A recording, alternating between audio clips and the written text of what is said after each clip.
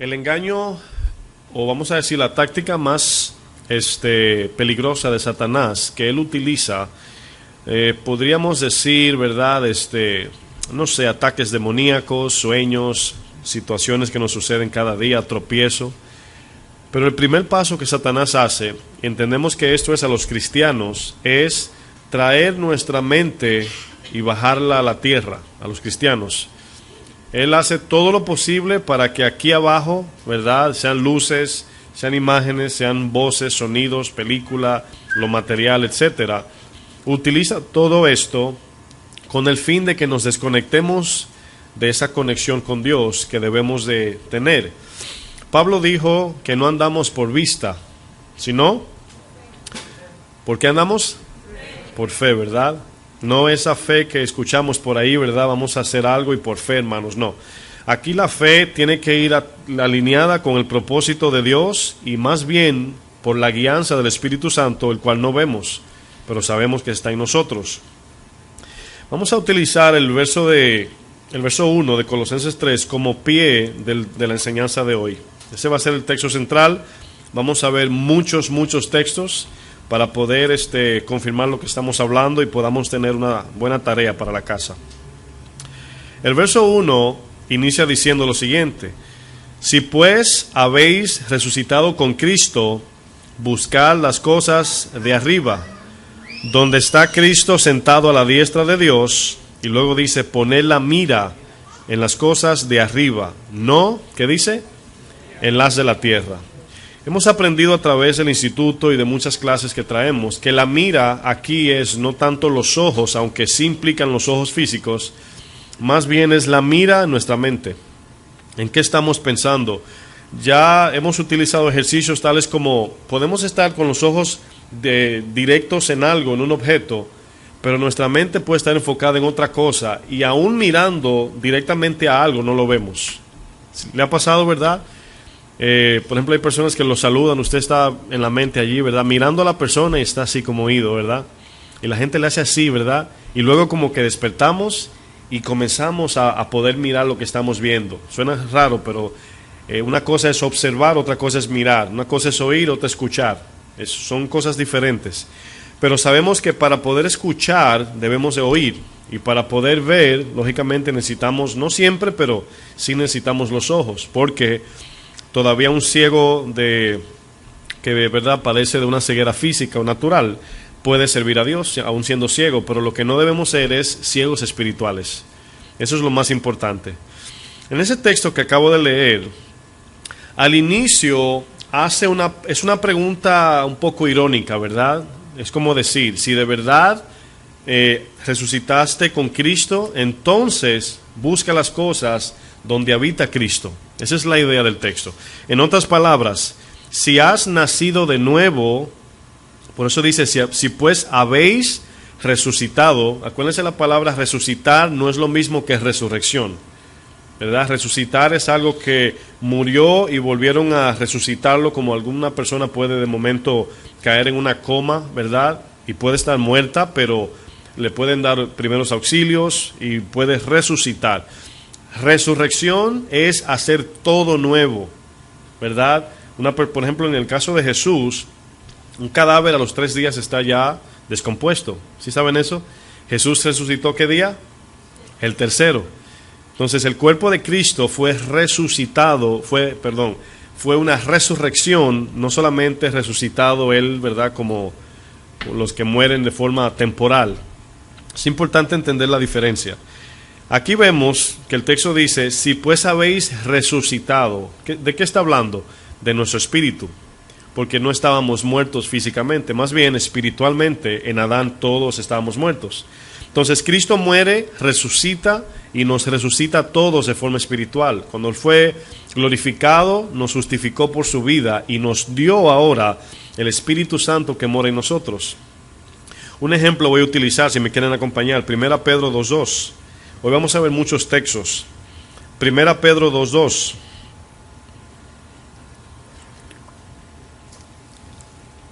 Fíjense lo que dice este texto, es una referencia. Aquí vamos a ver, mis hermanos, que así como nacimos una vez de forma natural, comíamos, esa comida nos fortaleció. La leche materna es muy importante porque ayuda a fortalecer los huesos, al crecimiento. ¿Y cuántos eran niños? ¿Cuántos nacieron de un vientre humano, verdad? ¿Cuántos crecieron ya, verdad? Aunque muchos de nosotros nos quedamos pequeños, otros siguieron creciendo, pero crecimos a la adultez, somos adultos ya. Asimismo, de esa misma forma, debemos de edificarnos espiritualmente, en otras palabras, crecer espiritualmente. Y muchas veces no podemos identificar lo siguiente. Pensamos que al nacer de nuevo, ya instantáneamente somos maduros espirituales, o ya hemos crecido de forma espiritual. Miren lo que dice este texto. 1 Pedro 2:2. Dice, desead, ¿cómo qué dice? Como niños recién nacidos. Ahora, la palabra como se utiliza como un símil, es un ejemplo de una cosa y otra. Dice como niños, como si fuésemos niños espirituales, ¿verdad? Muchos son bebés espirituales, otros son adolescentes espirituales, otros son jóvenes adultos espirituales, otros son ya ancianos espirituales, y hay lo que se llaman adultos ya maduros. Y aquí dice, como niños recién nacidos, desear la leche, ¿qué? Espiritual. ¿Cuál es la leche espiritual? ¿Cómo? La palabra de Dios. Y dice no adulterada. ¿Qué es adulterar? Lógicamente es sacar de contexto en su, ¿verdad?, diseño natural de la palabra o sobrenatural, podemos decir, de Dios, y torcer la Biblia. Ahora, ¿por qué Pedro utiliza aquí leche adulterada? ¿Por qué habla aquí de la palabra espiritual no adulterada? ¿Qué pasa cuando un niño nace y se le da, vamos a poner un ejemplo? Yo le puedo poner un vaso de leche y un vaso de pega al lado de esa pega blanca, que muchos le llamamos ega. No sé si en su país le dicen ega, pero en mi país le dicen ega, la pega que es blanca como la leche. Cuando hacen comerciales de leche en la televisión no usan leche, usan pega. Sí saben lo que es pega, ¿verdad? Ok. ¿Ah? Dígalo duro. Resistor, ¿así le dicen en sus países? Bueno, en mi país le llaman pega, ya sea de zapato, cola, le dicen cola también, ¿verdad? Bueno, vamos a llamarle todos pegamento. Ahí sí me entienden, ¿verdad? Ok. Los comerciales que hoy hacen, la mayoría, ellos hacen de forma artificial para que veamos las cosas más ricas de lo que son. Y cuando usted ve un vaso de leche en los comerciales, naturalmente, no sé si siempre, usan pegamento blanco, porque es bien espeso, es bien grueso, bien blanco. Pero ese vaso, el que está haciendo ese anuncio, no se lo bebe. Sabemos que no, porque se muere. Entonces, la leche adulterada mata al creyente. ¿Sí lo pueden ver? La leche, la palabra de Dios, no trazada, como dice la misma palabra, ¿verdad?, sana, tuerce el corazón, incluso no hay crecimiento. Por eso hay iglesias que usted puede ir y durar 30 años y usted aprende pero no crece. Aprende cosas, pero no aprende a ser más como Cristo cada día. Esa es la diferencia. Dice, desear la leche espiritual no adulterada. Y fíjense lo que dice, ¿para qué? Siempre la palabra para es el propósito. Dice, para que por ella, ¿quién es ella? La palabra, crezcáis para salvación. Si es que habéis gustado la benignidad del Señor. ¿Qué quiere decir si es? Otra ironía, igual que Colosenses. Si habéis resucitado, si es que gustaron de la naturaleza nueva en el Señor, entonces desead la palabra de Dios no adulterada. Es muy importante esto. Por eso es que el texto más adelante de Colosenses, si pueden volver, dice, buscad las cosas de arriba. Buscad las cosas de arriba. Ahora, si nosotros pensamos en esa palabra buscar, podemos pensar muchas cosas. Por ejemplo, se le puede perder un zapato debajo de la cama y usted lo anda buscando, ¿verdad? Eso es buscar. Se le perdió un reloj, un anillo, anda buscando un pariente. Alguien le llamó que venía de un país a visitarlo y usted fue al aeropuerto a buscarlo. Esas son las ideas que le llegan a uno inmediata, ¿verdad?, de buscar. Pero esta palabra buscar en la Biblia no es igual, no del todo. Yo utilicé dos diccionarios aquí. El diccionario expositivo Vine lo explica así. Es la palabra griega seteo, con Z, seteo, la palabra buscar. Y significa lo siguiente, definición número 1, ir en pos de. Ir en pos de. Ir en pos de, como Cristo decía, venid en pos de mí, significa seguir a alguien o seguir a algo. Pero me llama la atención de que esta palabra seteo no solamente es seguir a alguien, sino que significa también conspirar contra la vida. Quiero que piense un momento en eso. Significa esta palabra conspirar contra la vida. ¿Qué quiere decir? Que al seguir, o sea, usted conspira contra su vida al buscar un zapato, ¿sí o no? No, si aparece, aparece, y si no. Pero aquí la idea de seteo es buscar con el modo de buscarlo hasta la muerte, aún arriesgando la vida. ¿Ven la diferencia? Entonces, este buscar, mis amados, significa buscar de manera tal que aún mi vida pongo en riesgo al buscar eso. Si usted pone su vida en riesgo por algo, no creo que va a ser difícil afanarse por otra cosa, porque el afán proviene de querer algo intensamente. Y la misma palabra significa afán, buscar afanosamente. Y buscar afanosamente no es pecado, es buscar las cosas de la tierra afanosamente pecado. Debemos de afanarnos por las cosas de arriba. Definición 2, es una palabra que muchos piensan que es pecado también, codiciar. Ahora, siempre que pensamos en codiciar, inmediatamente viene esa palabra codiciar dinero, ¿verdad? Relacionamos palabras. Pero esta palabra seteo significa, definición número 2, codiciar ansiosamente aquello que se busca. Es cuando usted tiene ese anhelo por algo tan profundo de buscar aquello. Ahora, si yo le preguntaría a usted, ¿tiene usted ese anhelo? No tienen que decir amén ni nada, solamente para meditar, porque esto nos examina, es así como nos examinamos. ¿Tengo yo ese anhelo de seteo, ese anhelo así, como dice la palabra seteo en griego, ese anhelo de buscar a Cristo cada día? ¿Verdad? Yo le ayudaría a decir, no todos, ¿verdad? No todos tienen este anhelo de, me levanté esta mañana, mi misión de hoy es buscar a Cristo, seguir a Cristo. ¿Saben por qué? No todos. Por el afán de lo terrenal, porque tienen la mirada puesta abajo, no arriba. Su afán, acuérdense que Jesús dijo en Mateo 6, si su ojo es bueno, ¿qué dice? ¿Quién se acuerda?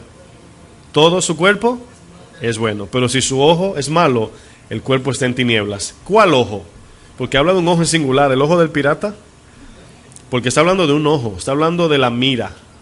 Mira, una mira es una, usted no puede tener la mira aquí y allá, hablando ya naturalmente. El ojo está en singular, es la mira. ¿Dónde está la mira de nuestra alma? ¿En Dios o en lo terrenal? ¿Estamos mirando horizontalmente o verticalmente? Esa es la idea.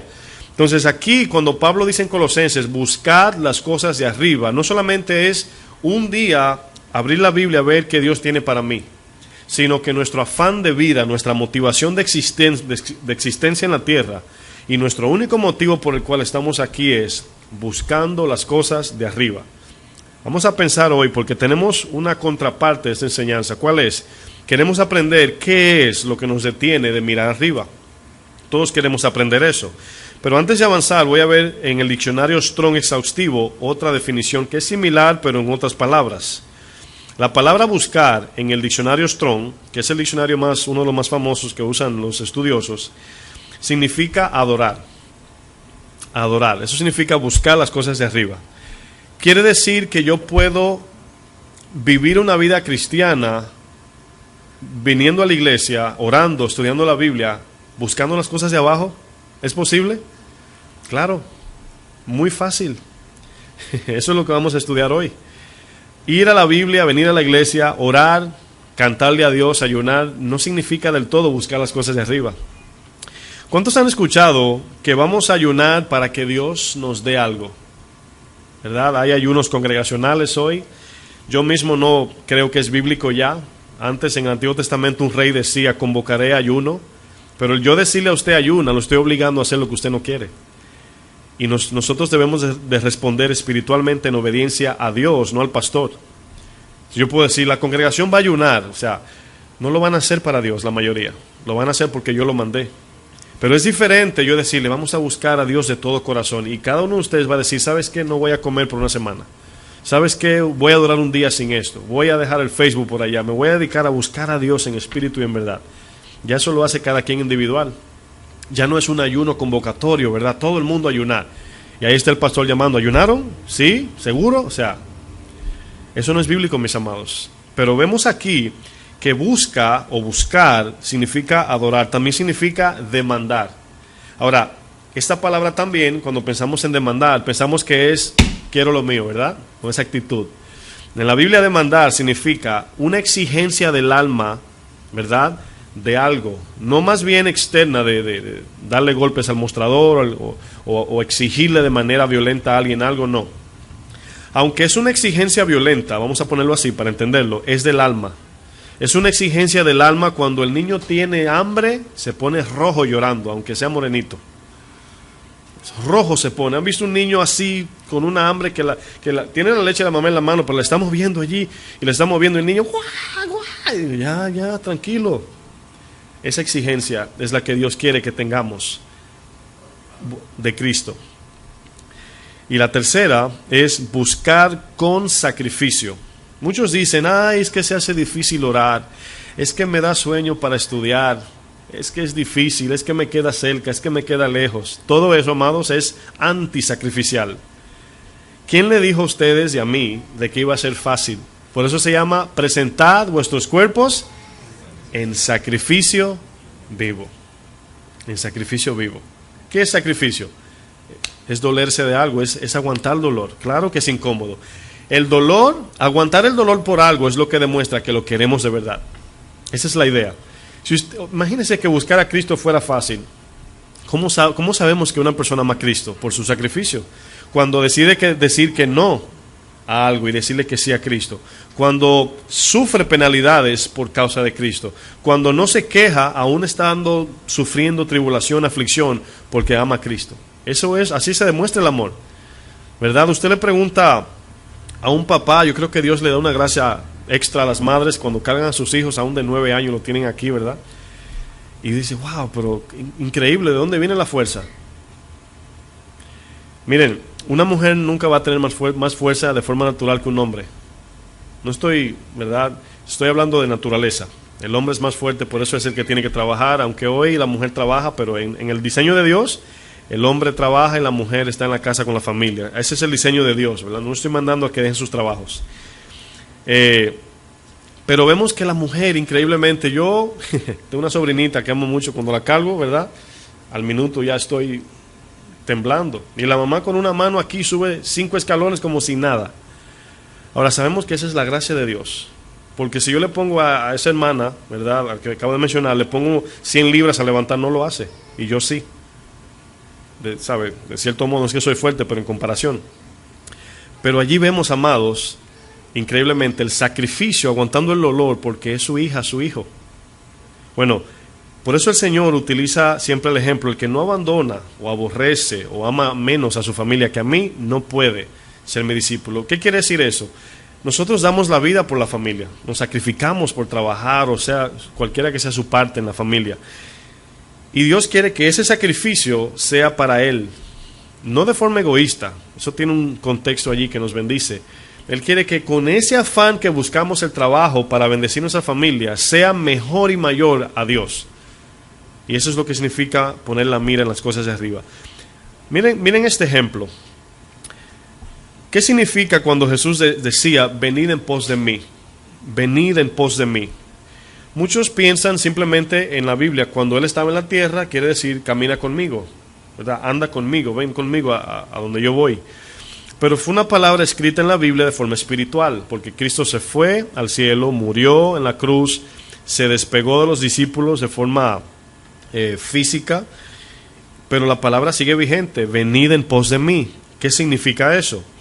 Para poder entender eso, debemos de entender algo. Debemos de mirar el reino de Dios no como un lugar, sino como una persona. Exactamente, como una persona. Usted diría, ¿pero cómo? Lo van a ir entendiendo. Si miramos el reino de los cielos como un lugar, vamos a estar sirviendo a Dios de forma egoísta y va a ser una adoración falsa y vacía. Porque sería fácil, ¿no se ha preguntado por qué la Biblia no nos habla de cómo van a ser las casas, de qué tamaño, qué vamos a comer, vestir? Porque el Señor quiere que nos enfoquemos en Cristo, no en la casa. teléfono por ahí sonando. Oh, ya. Pensé que no sabía. Y ahí vemos, amados, que increíblemente, sabiamente el Señor no permite que en la Biblia haya esa lista de cosas que vamos a recibir para que egoístamente no digamos, sirvo a Dios con todo porque allá me espera una casa grande, más que la mía. Es más, ni casa tengo aquí. Sino que Cristo sea nuestra riqueza. Entonces ahí es donde vamos a ver, mis hermanos, les voy a decir algo. Las iglesias de hoy no predican a Cristo. Aunque lo predican en palabras, no lleva a la gente a amar a Cristo, sino al dinero, a lo que Cristo da. Y se convierten en el segundo grupo de cuando Cristo multiplicó los panes, que Él le dijo, yo sé que no vienen buscándome a mí, buscan lo suyo. Siguen a Cristo por lo que Él da. Y por eso cuando Él dijo, niéguense, se fueron. Esa fue la evidencia de que no seguían a Cristo. Vamos a ver este ejemplo del reino de los cielos como una persona. Lucas 17:20. Lucas 17, verso 20.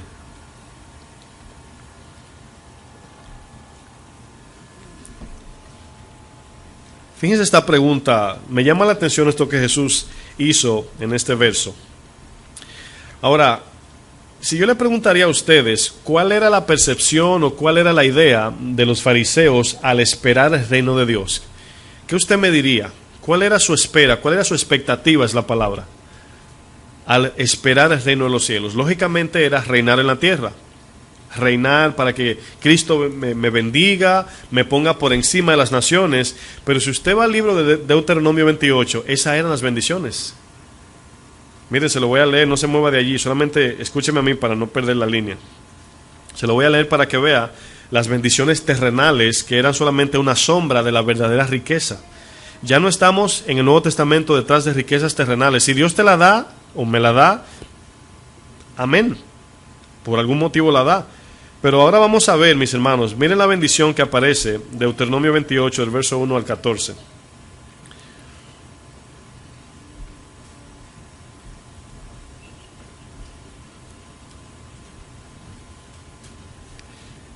Dice el texto lo siguiente, dice, acontecerá que si oyeres, y fíjense lo que dice, atentamente la voz de Jehová tu Dios, para guardar y poner por obra todos sus mandamientos que yo te prescribo hoy.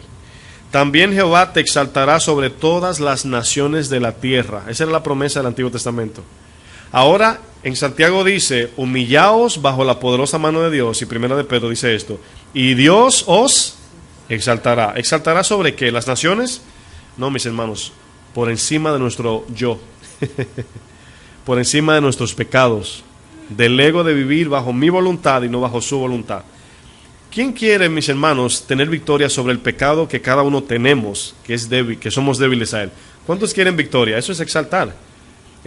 Ahora no tenemos lucha con carne y sangre. En otras palabras, no es con el filisteo, con los amorreos, ¿verdad? Con todos los feos, ya no. Sino que ahora mi batalla no es con un ser humano igual que yo, como en el Antiguo Testamento, sino ahora es con los espíritus. Ahora no nos está mandando a pelear con ellos, pero a ver quiénes son nuestros enemigos verdaderos. Ahora no veo ahora un soldado como un filisteo a matarlo, sino que ahora yo me mato yo, espiritualmente hablando, para que él viva. Esa es la idea del nuevo pacto de Cristo. Por eso fue que ellos, cuando Cristo llegó, todo se volteó y dijeron, estamos confundidos. ¿Saben por qué? Porque se desconectaron del pacto. Comenzaron a hacer de la bendición de Dios algo mío y no para los hermanos. Y vemos aquí el verso 3, bendito serás en la ciudad, en el campo, el fruto de tu vientre, el fruto de tu tierra, las bestias, los rebaños, tu canasta, tu entrar. ¿No es eso lo que predican los falsos hoy? ¿Para que usted dé más dinero? ¿Es eso lo que te dice? ¿Cuántos quieren que su canasta esté abundante? Miren, la canasta ahora mismo es el corazón, porque ahí van los frutos. Ya no es como antes, amados. Ahora, que Dios puede llenar tu canasta, lo ha hecho con todos nosotros, nos ha dado suficiente. Nadie se puede quejar por falta de techo, comida y ropa. Y si aquí hay alguien, le suplimos al salir de la iglesia. Créanme, no estoy jugando, es en serio. O sea, no nos va a faltar lo necesario para atravesar este peregrinaje. Pero si usted anda buscando a Cristo para que le dé una posición, dinero, fama, para que su nombre salga por los confines de la tierra y no Cristo, estamos mal. Por eso es que nos manda a tener la mente en las cosas de arriba. Lucas 17:20, miren lo que dice. preguntado por los fariseos. Es importante esto que dice, preguntado por los fariseos. Parece ser el texto como que ellos mandaron a preguntar, porque no dice preguntó un fariseo, dijo preguntado por los fariseos. ¿Cuándo había de venir el reino de Dios? Ahora, esta pregunta tiene que ver con lo siguiente. Estaban condicionando a lo que Cristo proclamaba ser con una bendición terrenal. Estaban diciendo, tú eres el Mesías, dinos cuándo viene el reino para bendecirnos. Miren, se le había olvidado que estaban destituidos de la gloria de Dios. Se le había olvidado los sacrificios que tenían que hacer para poder recibir el perdón nada más. No una relación, la que tenemos hoy, el cual ignoramos, sino perdón de pecados cometidos. Esa era su mente. Dime cuándo viene el reino, porque eso es lo que esperamos. No esperamos ninguna santidad ni perdón de pecados, ni mucho menos la gloria de Dios, es nuestra gloria. Aunque no lo decían, eso era lo que había en el corazón. Le dice, dinos, ¿cuándo viene el reino? Les respondió y dijo, fíjense que el reino no es un lugar, es una persona. El reino de Dios no vendrá con advertencia, ni dirán, helo aquí o helo allí, porque he aquí el reino de Dios está entre vosotros. ¿Se imaginan la cara de ellos? Dos actitudes me imagino. Una, o este está loco, o algunos se hicieron así. ¿Dónde? ¿A qué se refiere el texto que el reino está entre vosotros? ¿Quién era el reino? Cristo, mis hermanos. ¿Por qué no lo veían? Porque tenían la mirada puesta en lo terrenal. Tenían los lentes terrenales. Miren, le voy a hacer un ejemplo bien práctico. Fíjense lo peligroso que es tener una mala percepción de Dios. Si yo le digo, imagínese un taxi de esos que van a buscar personas al aeropuerto, ¿verdad? Yo contrato uno y le muestro una imagen, pero no en fotos, sino en palabras. Le digo, mira, se llama fulano de tal, se llama Jesús, ¿verdad? Va a venir con vestiduras esplendorosas, es el Mesías, y va a tener seguro oro, corona, va a venir con un cetro y va a venir con su ejército. Búscamelo al aeropuerto. Estoy usando un ejemplo espiritual.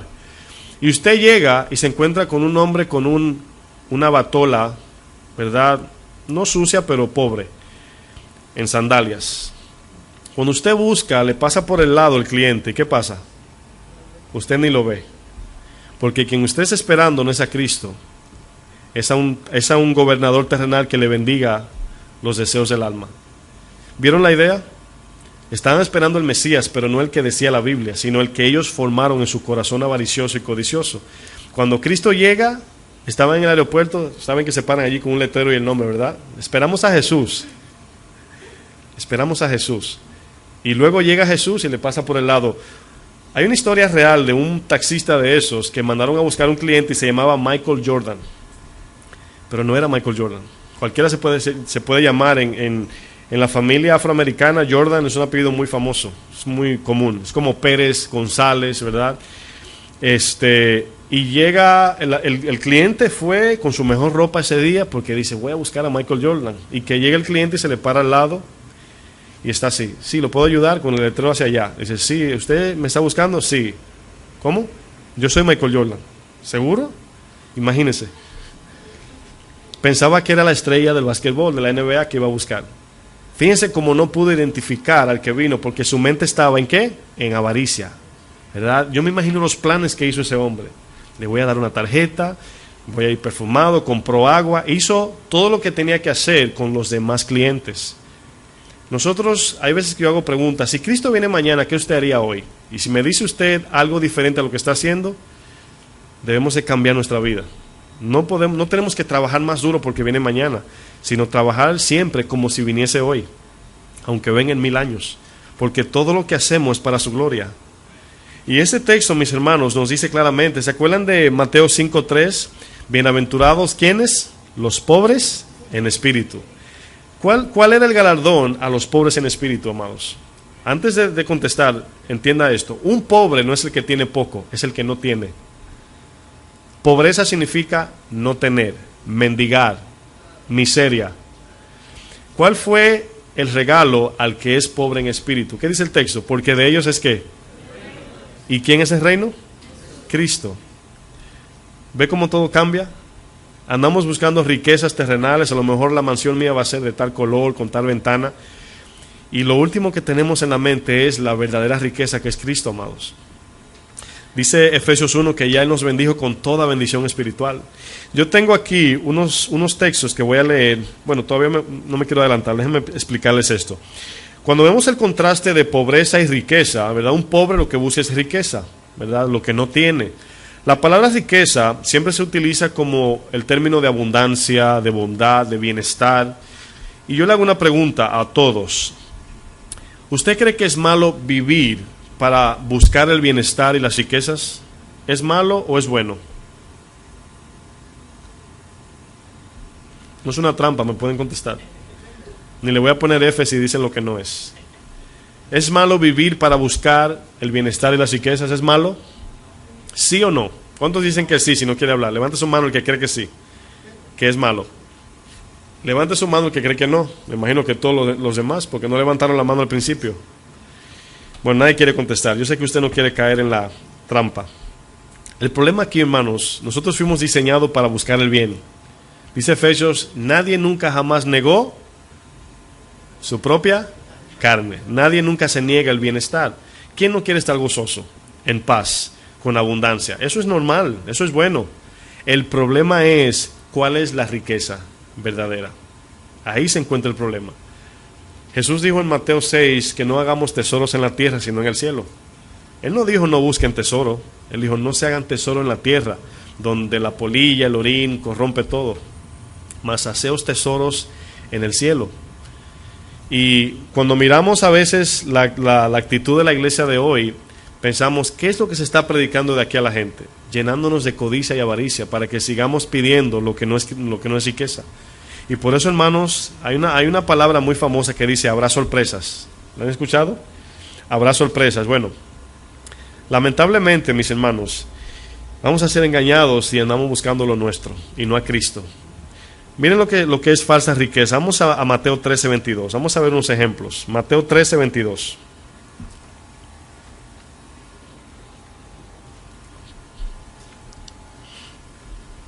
Mateo 13, verso 22.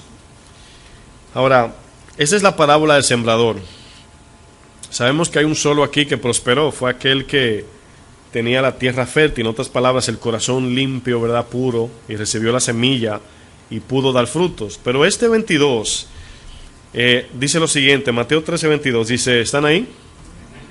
El que fue sembrado entre espinos, este es el que oye la palabra. ¿Cuántos oyen la palabra?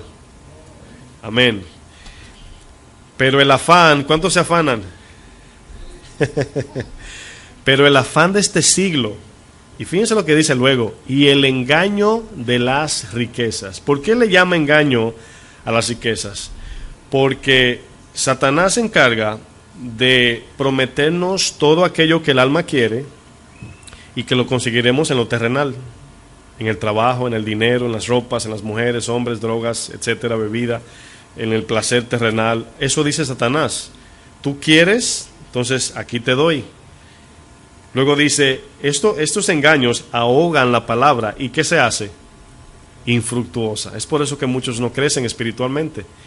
Porque el afán de su vida, la búsqueda diaria, no es la palabra de Cristo. No es parecerse a Cristo. No es conformarse con la riqueza que es Cristo. Sino que buscamos de Dios para el bienestar personal y terrenal.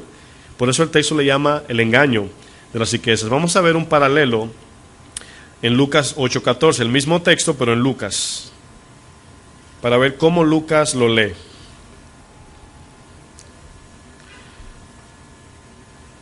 Lucas 8:14 dice, la que cayó entre espinos, estos son los que oyen, pero yéndose son ahogados por los afanes y las riquezas y los placeres de la vida, y no llevan fruto. ¿Qué es lo que está diciendo el texto aquí? Nosotros, para que la semilla germine, ¿verdad? La semilla tiene que permanecer dentro de la tierra. Quiero explicar esto bien despacio. Para que una semilla germine, necesita estar en tierra lógicamente fértil, donde no hay nada, pero la semilla tiene que estar sola. Si usted en una tierra tira 3 semillas de guandul o o de aguacate o de tomate, la pone allí las tres juntas, hay un problema allí. Va a haber conflicto en el crecimiento de las raíces, etcétera. Jesús usa un ejemplo de los afanes. Primero comienza con los espinos, la tierra dura, ¿verdad? O la tierra pedregosa, y luego la tierra fértil. Y utiliza esos ejemplos para referirse a nuestro corazón, a lo que queremos, ¿verdad? Si no queremos solamente a Cristo, nada más, tenemos otra mezcla en el corazón, y cuando la semilla cae, no da fruto. En Éxodo 12 se le da una instrucción al pueblo de Egipto para salir de Egipto. Le dicen, cómanse el cordero y no dejen nada. Cómanselo completo. Y esa idea es de que lo que Cristo dijo en Juan, dice, el que no come mi carne y bebe mi sangre no puede ser mi discípulo. ¿Por qué el Señor utiliza la palabra come mi carne? Estaba hablando, el que no me recibe completo no puede ser mi discípulo. El que quiere un poquito de mí y un poquito, ¿verdad?, de lo demás, no puede dar fruto. Y es donde siempre me acuerdo de Isaías 2. Allí vemos una idea de 10 mujeres, ¿verdad? Creo que en este caso eran 7. Hay 2 textos que se parecen. Y dice, queremos, ¿verdad?, tu sustento, queremos tu seguridad, pero no queremos tu palabra. Esa es la idea. Queremos que nos bendigas, pero no me interesa tu palabra. Eso era lo que querían hacer ellos.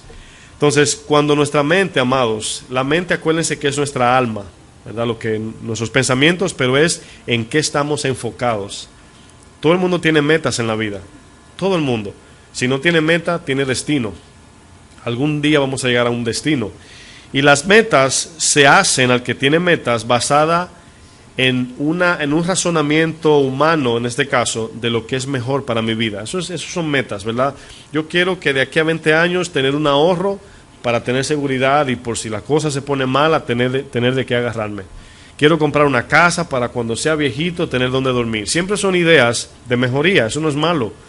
Pero si nos afanamos y vivimos para eso, es donde se convierte en una idolatría. Y lamentablemente no crecemos. Acompáñenme a Santiago 1, verso 12 en adelante. Vamos a leer. Santiago 1, verso 12.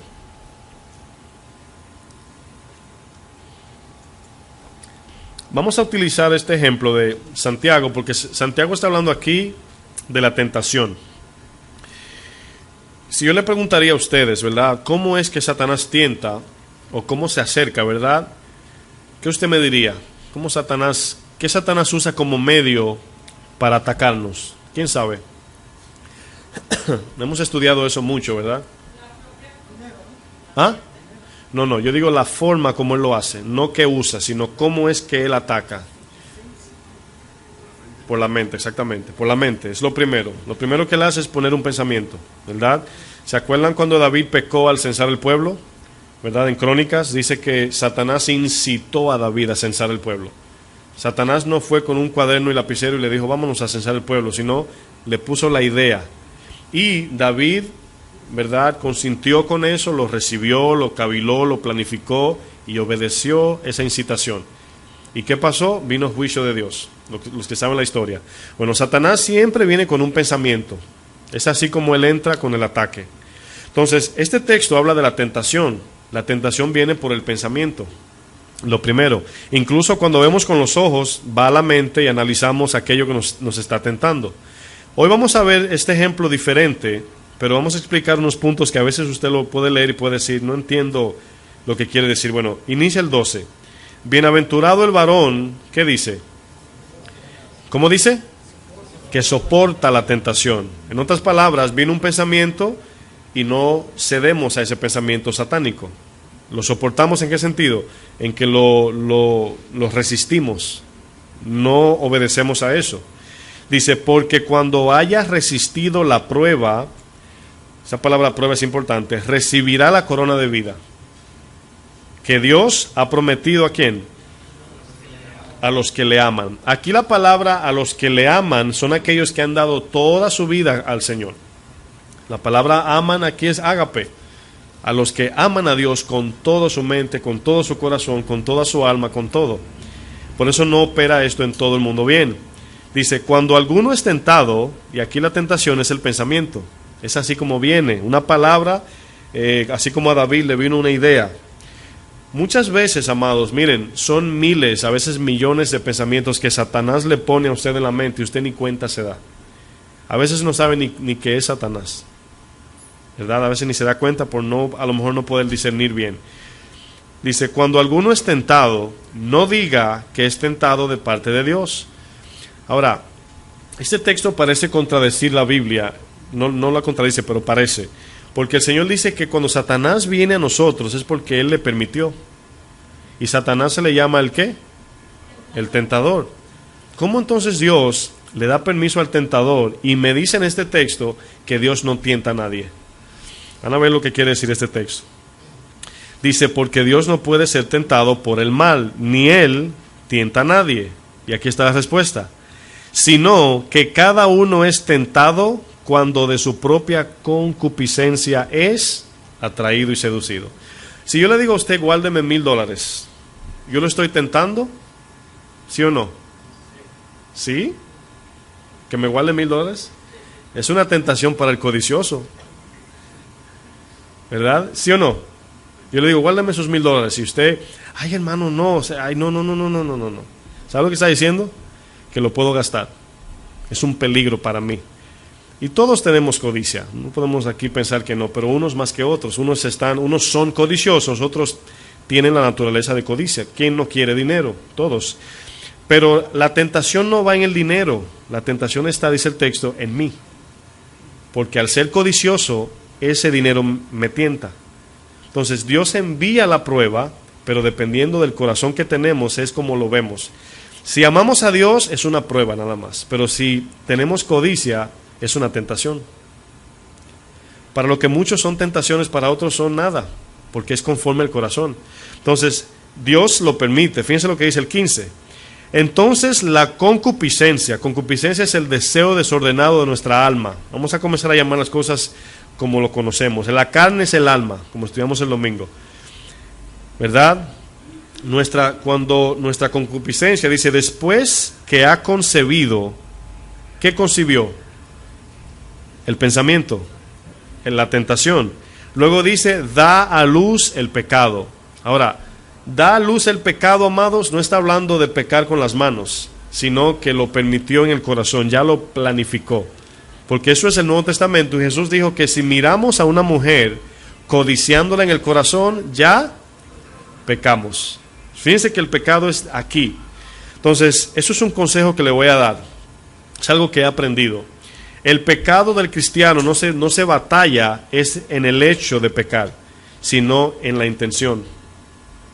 Es allí que peleamos la batalla. No es ya, porque 2 Corintios dice que llevando cautivo todo pensamiento a la obediencia a Cristo. Pero no dice hecho, dice pensamiento. Si llegó el pensamiento y usted lo entretuvo, se convierte en una obra natural porque ya está concebido. Porque fíjense lo que dice el texto. Dice, da a luz el pecado, y el pecado siendo consumado, da a luz la muerte. Cuando una dama, ¿verdad? Una mujer sale embarazada, ya tiene la semilla dentro, ya está dentro, ya no puede sacarla a menos que aborte. Pero de forma espiritual es diferente. Una vez entró la semilla, tiene que salir por un lado.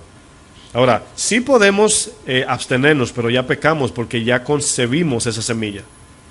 Mientras que cuando viene el pensamiento, lo discernimos por la palabra y lo echamos fuera, no lo entretenemos.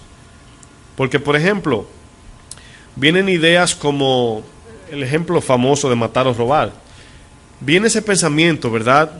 Y Jesús dijo que el que se enoje con su hermano ya es homicida. Entonces, en el momento que usted ve que su hermano, su prójimo, le hace algo malo, ¿qué debemos hacer? Inmediatamente echar ese pensamiento fuera, perdonar y actuar conforme la Biblia nos guía. Pero si permitimos ese pensamiento, eso crea amargura. Y cuando yo hablo, voy a ofender, porque ya concebí la semilla, y va a dar a luz pecado. Y el pecado siendo consumado, da a luz la muerte. Por eso es que el 16 dice, amados míos, amados hermanos míos, no erréis. Erréis aquí es no se equivoquen, esto no viene de Dios.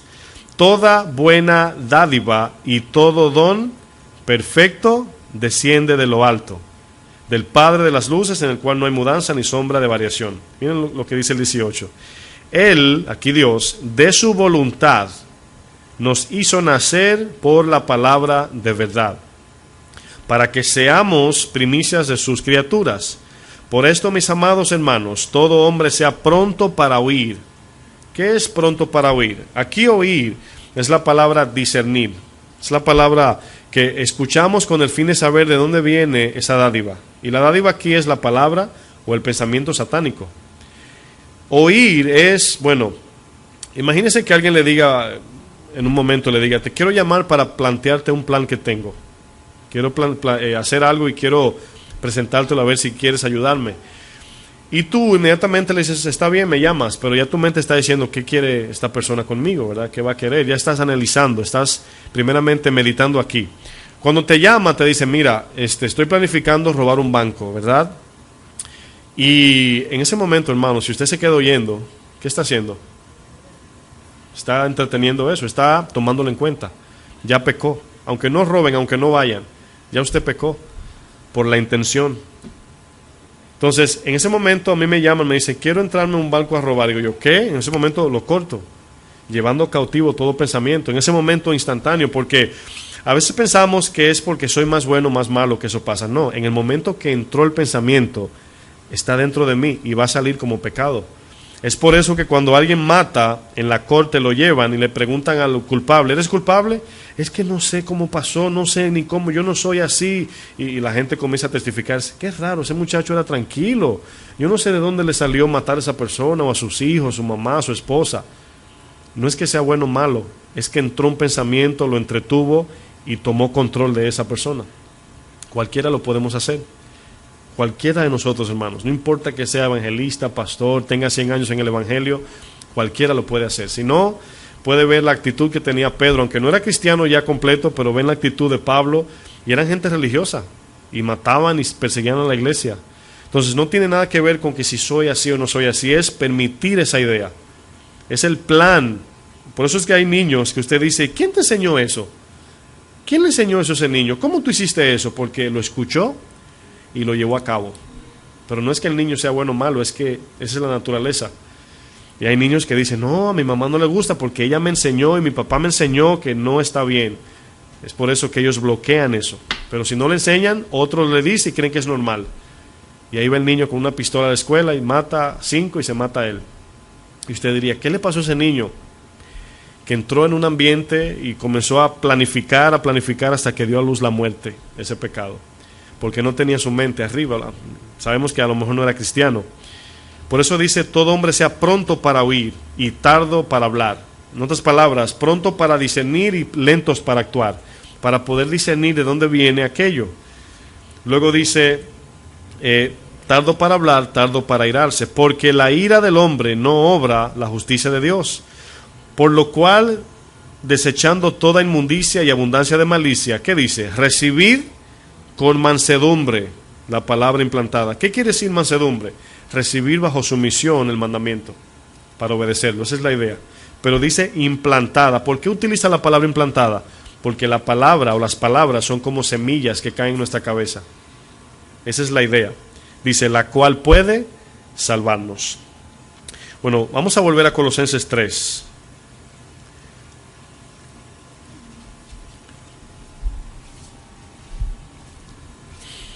El texto central que estamos usando, Colosenses 3.1, dice, si pues habéis resucitado con Cristo, buscad las cosas de arriba, donde está Cristo sentado a la diestra de Dios. Y luego dice otra vez, poned la mira en las cosas de arriba, no en las de la tierra, ¿verdad? Porque perecen. Bueno, yo voy a leer, si usted quiere lo va anotando, porque lo voy a leer un poco rápido. Son textos de ejemplo que voy a usar. Solamente lo anote y lo puede leer en sus casas. Efesios 2.7. Dice, para mostrar en los siglos venideros las abundantes riquezas de su gracia en su bondad para con nosotros en Cristo Jesús. Van viendo aquí que las riquezas es en Cristo. Efesios 3.8. A mí, que soy menos, hablando Pablo, soy el más pequeño que todos los santos, me fue dada esta gracia de anunciar entre los gentiles el evangelio de la inescrutable riqueza de Cristo. Filipenses 4.19. Mi Dios pues suplirá todo lo que os falte conforme a sus riquezas en gloria en Cristo Jesús. Colosenses 1:27, a quienes Dios quiso dar a conocer las riquezas de la gloria de este misterio en los gentiles, que es Cristo en vosotros, la esperanza de gloria. Filipenses 3:7, Pablo, pero cuántas cosas eran para mi ganancia, en las cuales él vivía antes, mirando, enfocado en ellas, las he estimado como pérdida, ¿por qué? Por amor a Cristo. Y ciertamente aún estimo todas las cosas como pérdida por la excelencia del conocimiento de Cristo Jesús, mi Señor, por amor del cual lo he perdido todo y lo tengo por basura para ganar a Cristo. ¿Están viendo la actitud de Pablo aquí? Increíblemente Pablo entendió, eso es madurez, hermanos, esto es madurez, entender que Cristo es la riqueza, ganarlo a Él. Ahora, Pablo aún dice, porque el texto, el último que leí, dice que yo estimé mi pasado, yo era fariseo, famoso, maestro de la ley, conocía a mucha gente, tenía influencia, todo eso lo eché a un lado. Pero luego dice Pablo, y aún todavía estimo todo, ¿verdad? Como nada. ¿En qué sentido?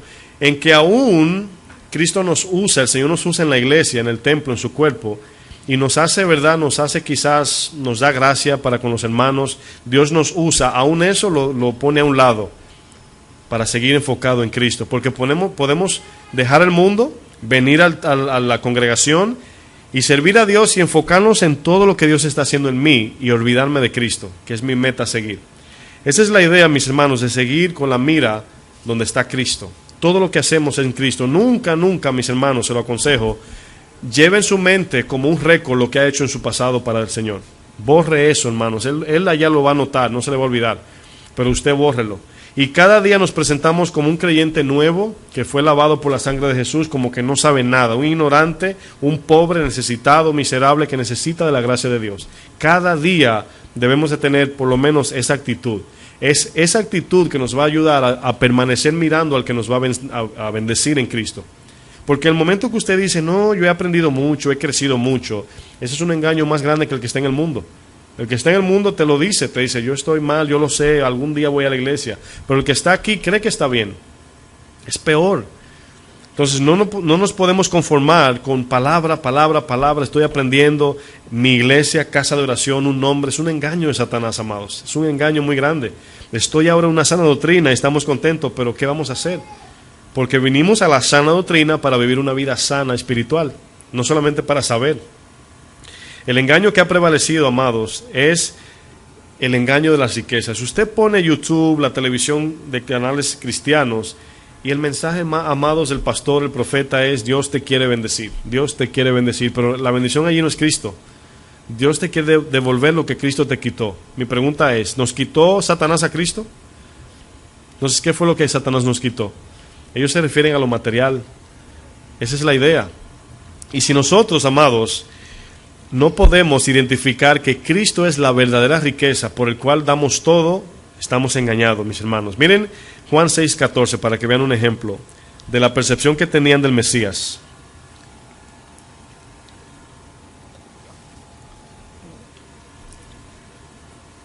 A la iglesia de hoy le molesta cuando se le predica el mensaje, olvídate de todo y pon tu mente en el cielo. Le molesta a la iglesia, yo lo veo.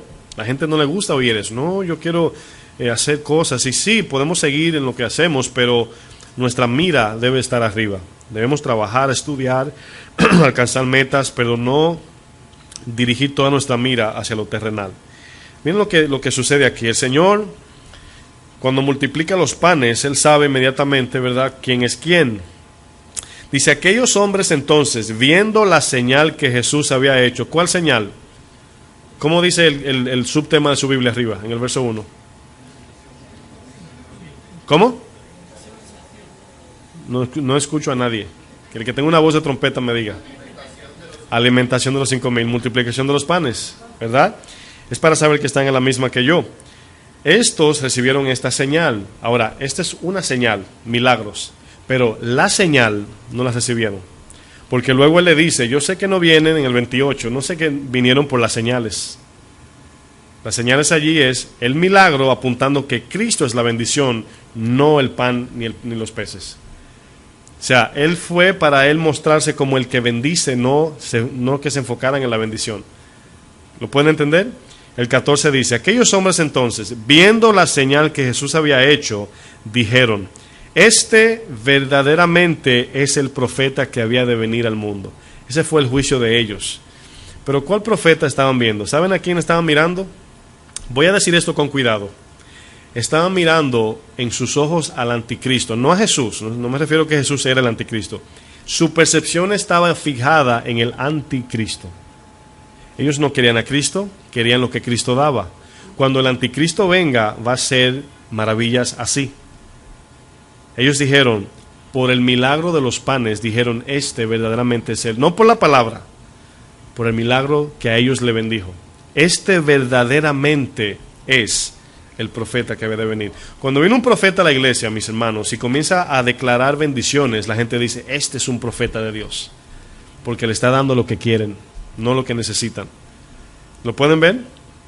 Y por eso ellos dijeron, este es verdaderamente el profeta que había de venir al mundo, porque me llenó la barriga. Es por eso que la política sigue como sigue, porque la gente protesta, pero el presidente sale a la calle, ¿verdad? Y le da comida, le da fundas, le da cosas, y ya la gente se lo olvida. Este es el presidente que va a hacer lo correcto. Porque el tiburón, mis hermanos, se le va la vista cuando va a morder, cuando va a comer. El tiburón mira la presa y cuando va llegando que va a morder, los ojos se le ponen negros y no ve nada y comienza a comer. Así es el cristiano avaricioso.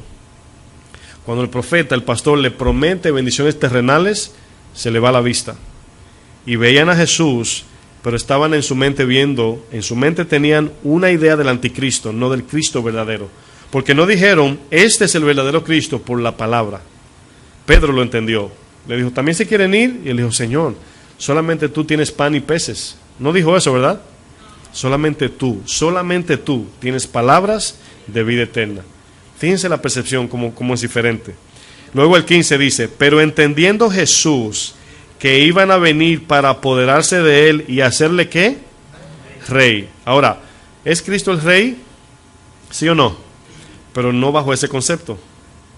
Luego dice, él volvió a retirarse al monte solo. Miren esta idea, mis hermanos. Ellos tenían su mirada puesta en lo terrenal. Llegó el que me va a suplir lo mío. Por eso que las iglesias de sana doctrina no se ven tan abundantes como la de falsa doctrina. Porque ¿quién no tiene hambre? ¿Quién no necesita? ¿Quién no quisiera una casa más grande? Un poquito más de ropa, un carrito más bonito, o uno del año que viene, un teléfono nuevo. Todo el mundo quiere eso, pero si nuestra vida cristiana es dirigida por todo eso, mis hermanos, vamos a mirar al anticristo y no al verdadero Cristo. Por eso Jesús le dijo, no juzguen por las apariencias, por lo que ven, sino hagan justo juicio. ¿Cómo es el justo juicio? Por la palabra. Dice, si no me creen por lo que hago, por lo que digo, créanme por lo que hago. Si no creen las palabras, creen que son vanas, pero compárenlas si lo que digo va acorde con lo que hago. Esa es la idea que vemos allí. Mateo 16:22, otro ejemplo similar. Mateo 16:22. El Señor, miren, revelación no significa transformación. ¿Me pueden mirar un segundo? Todos. Es importante esto. Revelación de Dios no significa transformación. Usted puede tener todos los conocimientos del mundo y todavía seguir pecando en su corazón, viviendo una vida en la carne. Cuando usted recibe una revelación, no se exalte, más bien humíllese. Decir, Señor, esto que tú me diste, que yo lo use para ser edificado, para humillarme y para tu gloria. Porque cuando Dios comienza a hablarnos, hermanos, que comienza a decir, wow, hermano, ¿oíste lo que dijo? Eso mismo se habló ayer. Nos maravilla eso, ¿verdad? Decimos, wow, eso mismo me dijo Dios en un sueño. Y somos maravillados. Y Dios nos dice, asegúrense que su nombre esté escrito en el libro de la vida y no se emocionen con esto. Revelación no es una evidencia de madurez. Cualquier hombre, mujer, brujos tienen revelaciones. Un no cristiano te puede venir y decir, me soñé contigo y te vi así. Es una revelación. ¿Sí o no? La mula en la Biblia, ¿tuvo revelación? ¿Era madura espiritualmente? No sabía ni quién era el Cristo que estaba montado en ella. Entonces, no confundamos eso, porque podemos creer. Aquí Pedro, si usted lee anteriormente a este texto, acababa de recibir la revelación de Dios, de que Jesús era el Cristo. Y él le dijo, esto no te lo reveló carne y sangre, esto vino directo del cielo. Pero fíjense cómo responde aquí Pedro, cuando el Señor le dice, tengo que ir a morir, tengo que ir al sacrificio de la cruz para perdón de sus pecados, para poder unirlos otra vez al Padre, porque estaban destituidos. Dice el 22, entonces Pedro, tomándole aparte, comenzó a reconvenirle, diciendo, Señor, ten compasión de ti. Fíjense las palabras sutiles de engaño. Ten compasión de ti, en ninguna manera esto te acontezca. En otras palabras, Señor, no te mates, no te mueras. Parece bueno, ¿verdad? Pero fíjense lo que dice Jesús. Pero él volviéndose dijo a Pedro, quítate de delante de mí, Satanás. Ahora, ¿se acuerdan que dije que el pueblo de Juan 6 miró a Cristo o miraron ellos a un anticristo en su mente? El que tenían delante era el verdadero, pero el que ellos tenían en su mente era el anticristo. Por eso aquí le llama a Pedro Satanás, porque Satanás se opone al plan de Cristo y lo que hace es que nos da o nos promete cosas terrenales para que nos olvidemos del verdadero Cristo. Aquí le dice, quítate del medio de mí, Satanás. Y luego le dice, me eres tropiezo. La palabra tropiezo, mis hermanos, está hablando aquí de un lazo o una trampa. Satanás pone tropiezo en nosotros para no crecer, para no amar a Cristo con todo, para no caminar como Él caminó, para no venir a la iglesia con la razón correcta y no a buscar lo mío. Le dice, me eres tropiezo. Y fíjense lo que dice el Señor. Porque no pones, ¿qué dice? La mira en las cosas de Dios, sino en la de los hombres. ¿Qué quiere decir esto? Pedro no quería que su Mesías se muriera porque era el Mesías que suplía, sanaba, levantaba a los muertos. Quería también Pedro hacerle rey en la tierra. No te mueras, Señor, ¿cómo que te vas a morir? El Mesías que esperamos por 2000, 1500 años, no sé cuánto, ahora se va a morir. Es necesario que yo padezca, dice el Señor, porque si no, no hay remisión de pecados, no hay perdón de pecados. Y aquí se entrepone Pedro diciendo, Señor, ¿qué estás haciendo? ¿Bebiste vino anoche o qué? Esa es la idea de Pedro, porque los reprendió, dice la palabra. Reconviniendo es reprender. Y los que lo oyeron seguro dijeron, Pedro, tienes razón, ¿verdad? ¿Cómo se va a matar el Señor? El Señor le dice, ¿por qué no pones la mira arriba, sino en las de la tierra? El plan de Pedro era, mis amados, que él estaba diciendo, si se nos muere este Mesías, ¿verdad? ¿Quién va a pescar la pesca milagrosa? ¿Quién me va a sanar a mi suegra cuando tenga fiebre? ¿Quién va a levantar al muerto Lázaro? Ellos pensaron en todo eso, bendición terrenal. Pero Jesús tenía que morir para que ahora nosotros pudiésemos tener una relación justificada con Dios. Y por eso le dice, tienes la mira en las cosas de la tierra, no en el cielo. Miren, es así como desarrollamos el discernimiento, mirando el trono de Dios, a Cristo sentado en su trono ahora. Porque cuando usted calcula todo y dice, es que si hago esto voy a perder esto, ahí está el engaño. Es que si sirvo a Dios, entonces, ¿y yo? Es que si paso mucho tiempo, ¿y yo? ¿Van viendo la idea? La mira abajo. Y por eso hay tan pocas personas fieles a Cristo, mis hermanos. No aquí, sino en la iglesia de Cristo en el mundo entero. Porque no todos quieren. Miles y miles y miles le seguían. ¿Por qué? Por los milagros. Pero el Señor en Lucas 14 se detuvo y le dijo, el que no aborrece padre, madre, su vida, toma su cruz y me sigue, no puede. Y solamente quedaron 11 con él, de los miles que le seguían. Por eso es que es diferente, amados, cuando oímos la verdad. Romanos 14, 17 dice, porque el reino de Dios no es comida ni bebida, sino justicia, paz y gozo en el Espíritu Santo. ¿Cómo decimos, amados, querer entrar al reino de Dios y aferrarnos a lo terrenal? ¿Cómo pretendemos morir a lo terrenal sin fijar la mirada en estas cosas? Vamos a ver unas tácticas que Satanás usa y usted quizás se identifique con esto. ¿Cuándo fue la última vez que usted corrió al Señor llorando porque pecó en su mente? No diga nada, solamente piense en eso.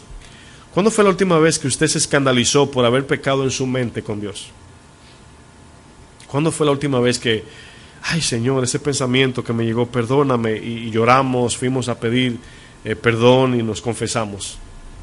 Eso no se habla en la iglesia hoy, sino que cuando cometemos el pecado vamos llorando, y ese lloro, esas lágrimas son de cocodrilos. Créanme, mis hermanos, esa lágrima después de pecar es de cocodrilo, porque debemos de llorar antes de pecar, por la debilidad, para que su gracia nos cubra y nos ayude. Yo lloré muchos pecados así, después de cometidos, y ay Señor, perdóname, y era pecado, era lágrima de cocodrilo. Se lo digo por experiencia personal, pecados donde yo no podía ser victorioso, iba llorando, Señor, ¿por qué? Y el Señor ni una palabra me decía, porque yo quería hacer lo que yo quería, no tenía temor de Dios. 5 cosas que Satanás usa como táctica, mis hermanos, y son muy sutiles, y quiero compartirla. Número 1, Satanás, al conocer a Cristo, nos dice lo siguiente. Fíjense lo gradual, o el progreso en su mentira. Eres pecador, por lo tal Dios no le interesa tu vida. Eso es un pensamiento que lleva a depresión, nos lleva a veces a tener temor de decirle Padre en oración al Señor, sino Señor, Dios, como un respeto falso, pero por encima de llamarle Padre en confianza. Satanás quiere que tú no veas a Dios como Padre, sino que lo veas como Dios. Acuérdense que Dios es Dios de todo, pero no es Padre de todos. Él es Dios de todo el mundo, el Dios de la tierra y de todo lo que en ella hay, pero no es el Padre de todos. Cuando usted ve Apocalipsis 20, del 11 al 15, usted ve que el trono allí es Dios quien está en el trono, sino que el Padre es con quien Él tiene relación, ¿verdad? Te dice así, eres pecador y Dios no le interesa tu vida. Pecas, pecas, pecas.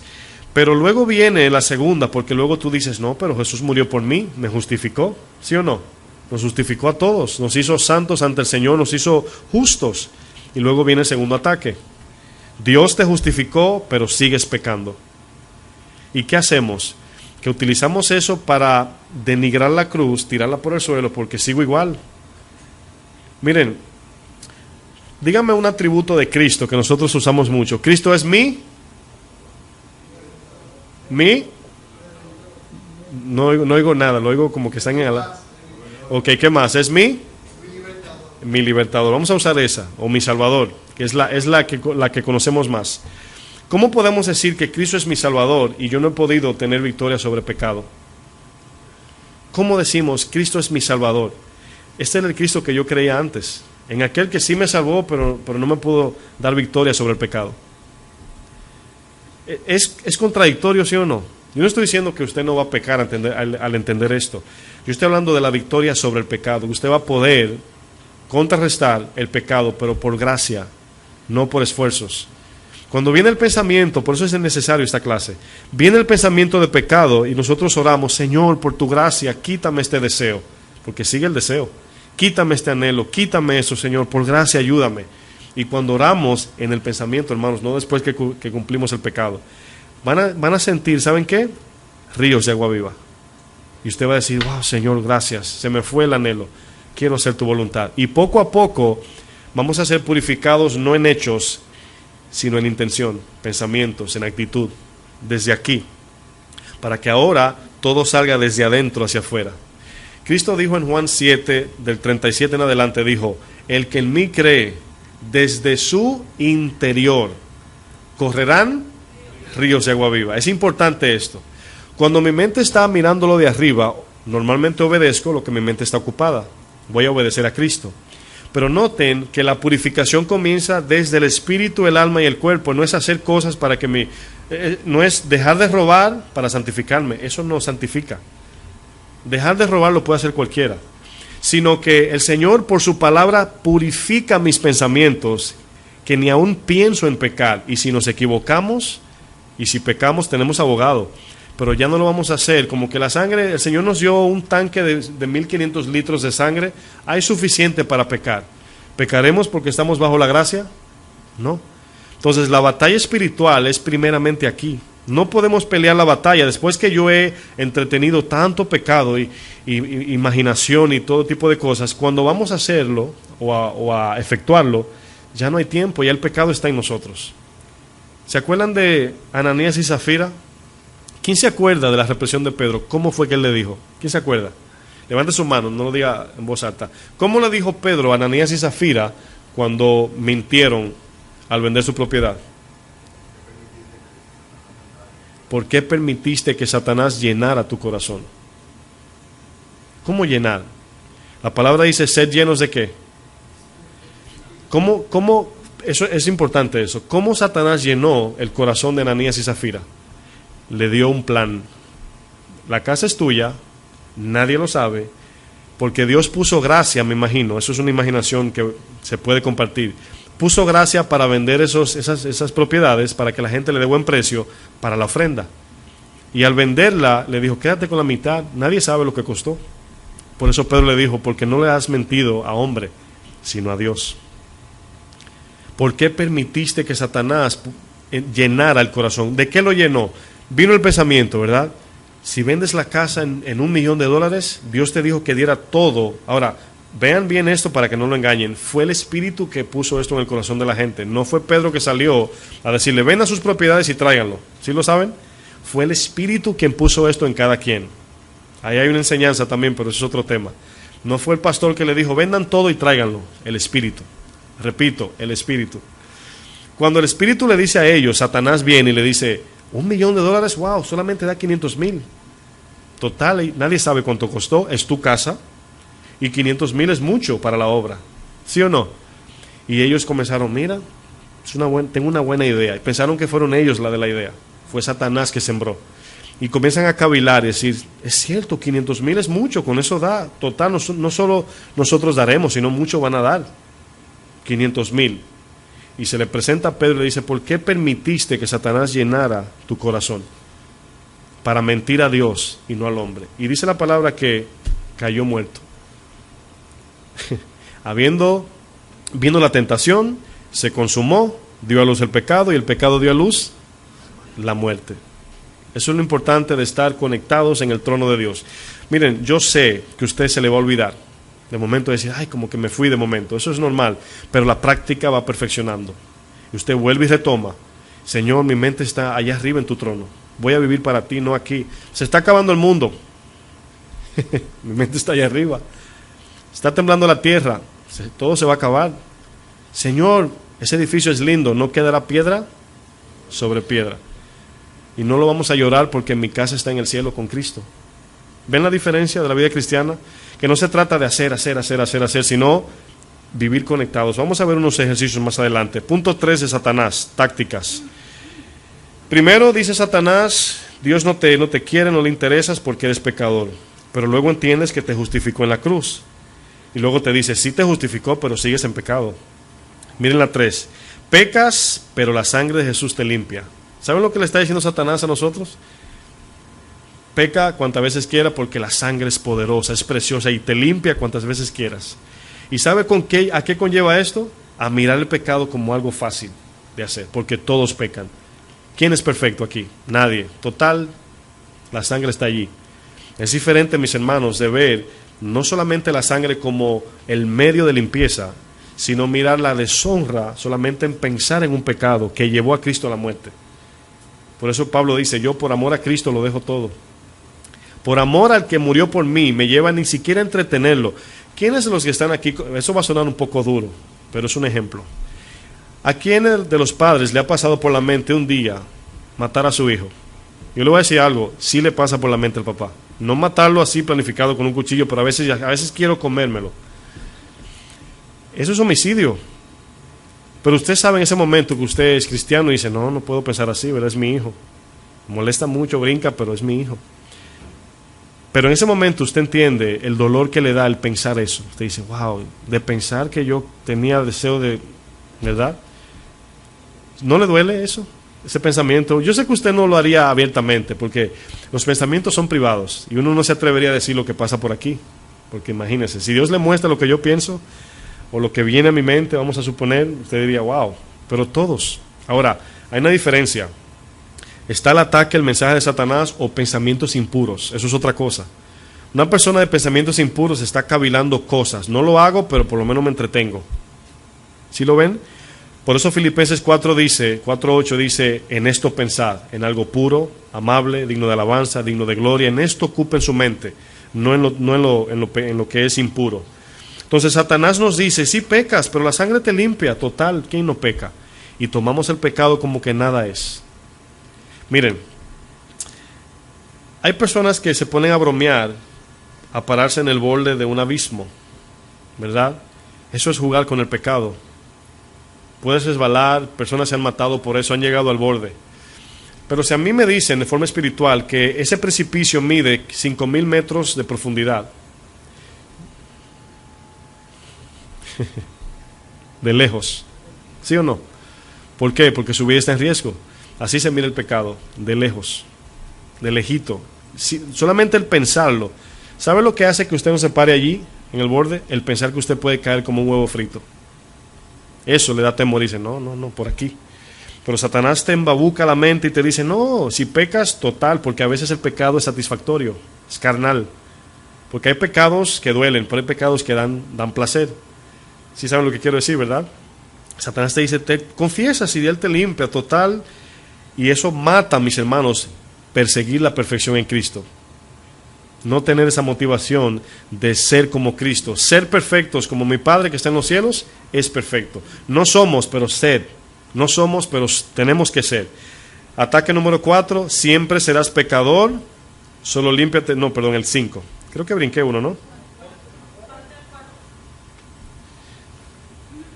Creo que repetí uno, eso fue lo que pasó. 4, ¿verdad? Nunca llegarás a ser perfecto en esta tierra. ¿Es una verdad eso, sí o no?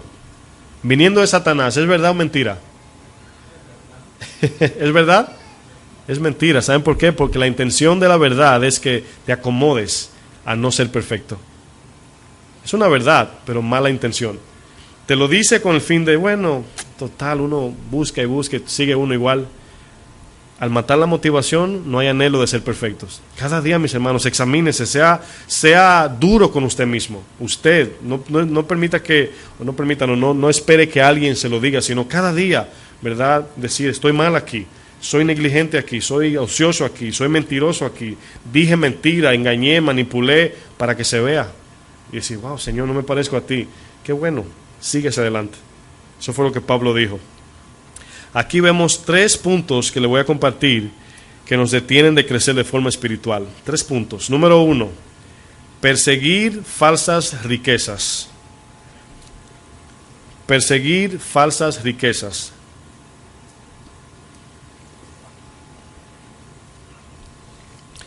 ¿Cuántos de los que están aquí escuchan? Yo sé que usted lo dice, pero escuchan esto repetidamente. Wow, pastor, hermano, es difícil, es una batalla. ¿Saben cuándo se hace difícil la batalla? Cuando no peleamos la batalla de la mente primero, sino la del corazón. Porque una vez entró el pensamiento, ya tienes el plan hecho y es difícil retroceder. Más que cuando peleamos la guerra en la mente, aquí lo difícil es estar enfocado. Y Satanás te llena de entretenimiento, de afán, de ocupaciones para que te desenfoque de lo de arriba. Y por eso dice el texto en Mateo 6:33, primeramente buscad el reino de Dios, y aquello por lo que te afana será añadido, para que no te desenfoques y pierdas o te salgas del camino. Número 1, perseguir falsas riquezas. Número 2, perseguir bienestar terrenal. Bienestar puede ser placer, ¿verdad? De sentirse bien y solamente buscar eso, ¿verdad? Perseguir eso. Bienestar terrenal. Y número 3, perseguir salud física. Primera Pedro 2:11 dice lo siguiente. Amados, lógicamente aquí hermanos le habla. Oigan bien, esto es a la iglesia, no a los no creyentes. Yo os ruego como a extranjeros y peregrinos que os abstengáis de los deseos carnales que batallan contra el alma. Abstenernos de toda especie de lo que ataca para que el alma siga arraigada en lo terrenal. Miren, puede ser hasta un celular. Este texto no especifica porque cada quien tiene una atadura diferente. El celular no es del diablo, no es maldito, no es una maldición. Pero si usted, mis amados, deja de quitar la mirada por estar en el celular, dice aquí, absténgase de eso. Absténgase de los deseos carnales que batallan contra el alma. Nos encontramos en el periodo de santificar el alma, los deseos del alma. El alma es la que exige. El alma es el bebé pequeño de la casa. El alma es la que grita, el alma es la que te dice lo que tienes que hacer. Es el alma que te planifica las metas futuras. Es el alma la que te dice a dónde ir. Es ella la que piensa, cavila, anhela. Por eso es que ahora la palabra la está purificando para que lo que pida sea conforme a la palabra de Dios y a su propósito. Mi alma, lógicamente, en mi caso, ha cambiado sus deseos muchísimo, pero me falta muchísimo más. Porque puedo decir cosas que Dios me ha librado, y le comparto que nunca digan, soy victorioso en este pecado, o Dios me ha dado victoria. Nunca diga eso, porque es un engaño, aunque es verdad, es un engaño en el corazón. Siempre diga, no he pecado aquí porque Cristo me ha sustentado. ¿Sabe lo que lo conlleva a usted a eso? A mirar a Cristo como el sustentador, no su sacrificio. Porque podemos decir, por la gloria de Dios o para su gloria me dio victoria en el pecado de chismosear, y ya no soy chismoso. Pero eso es orgullo, porque hasta el puño te lo demuestra, ¿verdad? Que está orgulloso. Mientras que decimos, hermano, yo ya no, casi no chismoseo, pero es porque Cristo me ha sustentado. Fíjense la diferencia, ¿verdad? ¿Cómo cambiamos esa idea? No, yo 20 años, hermanos, y para su gloria, hermano. No es para gloriarme, pero ya no miento. Es diferente a decir, a veces como que, a veces en mi mente hablo mentira, a veces mi intención no es pura siempre, pero por su gracia Él me ha sustentado. Que si Él quita la mano, si alguno se cree firme, mire que no caiga. Es una percepción diferente de ver a Cristo, porque debemos de buscar excusas en la Biblia para amarlo más. ¿Cuáles son? No son excusas, pero un ejemplo utilizando en palabra figurativa. Mirar todo lo que Cristo hizo, hace y hará por nosotros. Eso nos enamora de Él más. Bueno, dio su vida, me cambió, todavía me guarda, me guardó en un tiempo, vino a morir por mí. Cada día me da victoria en el pecado porque me guarda. Y por eso la palabra, hay palabras que parecen muy bíblicas, pero producen orgullo por nuestra condición. Y tenemos que ver las cosas como la ve Cristo. Vamos a Romanos 7:25 y ya vamos concluyendo. Vamos a terminar con unos principios y acabamos.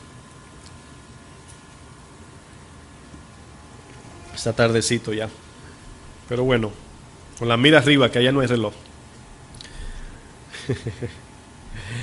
Romanos 7:25 es un texto muy controversial para el que no entiende esto de la mente. Pero ahora lo entendemos mucho mejor. ¿Se acuerdan cuando Pablo dice en ese capítulo, lo que quiero hacer no hago, mas lo que no quiero hacer eso hago? ¿Verdad? Lo que estaba diciendo Pablo ayer era la controversia de su alma, que el alma quiere hacer lo mejor para su bienestar, pero en la carne no podía porque el alma estaba corrupta. Más ahora con la mente, ¿verdad?, puesta arriba, ahora sí puedo servir a Dios. Ahora no me gobierna mi alma, sino ¿quién gobierna? La mente, el espíritu que tenemos ahora en Cristo. ¿Tenemos todos la mente de quién? Dice, gracias doy a Dios por Jesucristo nuestro Señor. Fíjense el ejemplo que utilicé hace poco. Gracias a Él, ¿verdad?, estoy aquí. Ahí no dice, he recibido victoria de Dios y ahora puedo. Ahí no dice nada de eso. Gracias doy a Dios por Jesucristo nuestro Señor. Y luego dice, así que yo mismo con la mente sirvo a la ley de Dios, mas con la carne a la ley del pecado. Pablo aquí nos enseña de que el cristiano fiel es aquel que está todo el tiempo ocupado en su mente en las cosas de Dios. Y yo voy a utilizar 3 principios como ejercicio práctico para terminar. Número 1, y ahí acabamos. Así es nuestra alma, así como esa bebé, así llora. Así cuando nos pide algo es así mismo, aunque no llora, pero sí grita. ¿Quién se pone de mal humor? No levanta su mano, pero una pregunta al corazón. Cuando no obtiene lo que quiere, ¿verdad? Cuando usted le dice, no, no es así. Usted siente como que un dragón, ¿verdad?, estornudó en la barriga suya y botó fuego. Principio número 1. Constante meditación en la obra de Cristo. Esto es muy amplio, yo se lo voy a dejar de tarea, porque cuando hablamos de la gloria, de la obra, de Cristo es grande, ¿verdad? Cristo aparece desde el Antiguo Testamento, en el Génesis 1 aparece, hasta Apocalipsis al final, aparece en toda la Biblia. Y si usted quiere crecer en entendimiento bíblico, Cristo está en toda la Biblia. Constante meditación en la obra de Cristo, lo que Él hizo, lo que Él hace, ¿verdad? Su poder, esa es la obra. Meditando en lo que Él hizo por mí cada día, produce gratitud, ¿verdad? Punto 2, constante contemplación en la santidad de Dios. Constante contemplación en la santidad de Dios. Esto nos ayuda a quitar la mirada de la comparación de hermanos, sino a mirar la santidad de Dios.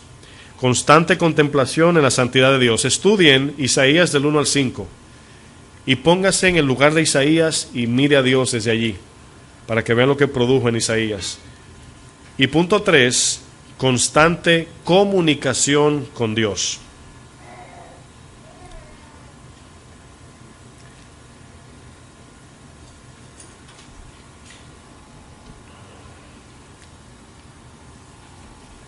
Ahora, más abajo, porque yo sé que ya tuvieron esa lista, pongan número 1, para que ese número 1, si me pueden mirar por un segundito, ese número 1 lo van a combinar con la primera que le di, el número 2 con la segunda y el número 3 con la tercera. Entonces ahora, número 1 es para que desarrollen algo. Esto produce, así ponen, esto produce en la número 1, número 1 o pon número A, pueden poner A, adoración, o no pongan A porque A es una selección, pongan lo pueden poner en columnas, por ejemplo uno debajo del otro, porque A sería una selección, más bien es una añadidura a lo que hacemos o lo que produce. Pueden poner número 1 también si quieren, número 1 adoración, servicio, número 2, y número 3, muerte.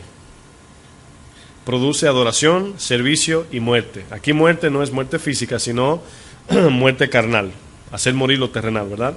Entonces la primera, ustedes escribieron número 1, y debajo de esa primera tienen adoración, servicio y muerte. La número 2 es, o produce, número 2, produce,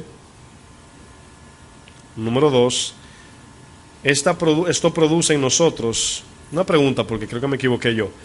Al principio pusieron esto produce, ¿verdad? Ok, entonces en la número 2 lo ponen otra vez. Número 2, esto produce.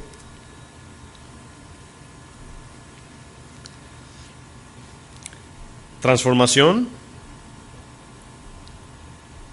Fruto. Y gloria. Ahora recuérdense que la número 2 es contemplar su santidad. Voy a leer un texto, solamente anótelo. Salmo 27:4 dice el salmista: una cosa he demandado a Jehová, esta buscaré. Allí ven la palabra buscar, seteo, ¿verdad? Esta buscaré. En otras palabras, con toda mi vida voy a buscar esto. Que esté yo en la casa de Jehová todos los días de mi vida, para contemplar su hermosura, la hermosura de Jehová, y para inquirir en su templo. Ahora, ¿notan aquí la relación que era de afuera hacia adentro? El tabernáculo funcionaba, venían de afuera hacia adentro. Ahora nuestras relaciones de adentro hacia afuera. Desde el espíritu afecta mi alma, la santifica, y luego por consiguiente mi cuerpo es un instrumento en Dios. No es que al yo servir mucho, hacer mucho, estoy agradando a Dios, sino que desde el centro, desde nuestro interior sale la obra del Espíritu. Y cuando sale de allí, santifica mi alma, y los anhelos de mi alma es servir a Dios. ¿Van viendo la diferencia de servir, hacer en la iglesia, yo hago? Sino que ahora, al yo estar conectado, contemplando su santidad, contemplando su obra, permanente en su promesa, en su palabra, ahora desde adentro esto purifica mi alma, y la purificación de mi alma produce buenas obras. Es diferente de hacer algo en contra de mi voluntad que hacerlo a favor de mi voluntad. Antes yo perdonaba a alguien, oigan bien, en contra de mi voluntad. Todavía lo hacemos, pero ahora lo hacemos en gozo, porque ahora es el Espíritu que me da la capacidad de perdonar. ¿Se entendió, verdad? Punto 3, número 3, esto produce santidad, comunión, dependencia. Yo le puse allí, esto produce, para que vean que es una evidencia de Dios en nosotros, no es una obra que el hombre hace. Tengo aquí algunos textos, yo sé que está un poquito tarde, pero necesito terminar, ¿verdad?, para que se complete la clase. En la última, la número 3 es comunicación con Dios, constante comunicación, ¿verdad? Esa es la 3. Bueno, ¿han escuchado cuando dicen orar sin cesar significa orar 24 horas? ¿Quién ha escuchado? Levante su mano, por favor, si usted ha escuchado esa enseñanza. Orar 24 horas, cuando llaman a una hermana, 1 hora a ella, y luego llama a la otra hora a ella, y hablan de la oración de 24 horas. Bueno, no significa eso. Cuando dice orar sin cesar, en 1 Tesalonicenses 5:18, no significa eso. Orar sin cesar habla de una constante comunicación con Dios 24 horas. Yo sé que dormimos, pero es esa constante comunicación, sin cesar, siempre pensando en Dios. Leímos un proverbio al inicio del servicio. ¿Quién se acuerda? Proverbios 3, ¿verdad? 3, versos 5 en adelante, dice: reconocerlo en todo, ¿verdad? Y Él enderezará tus veredas. Reconocerlo en todo. ¿Cómo reconocemos a la gente? Por los ojos, por cómo habla. Pero aquí reconocerlo es tomarlo en cuenta para todo lo que hago en mi mente. Vamos a hacer un ejemplo en Génesis 5:22 de Enoc. Ya estamos acabando. Génesis 5:22.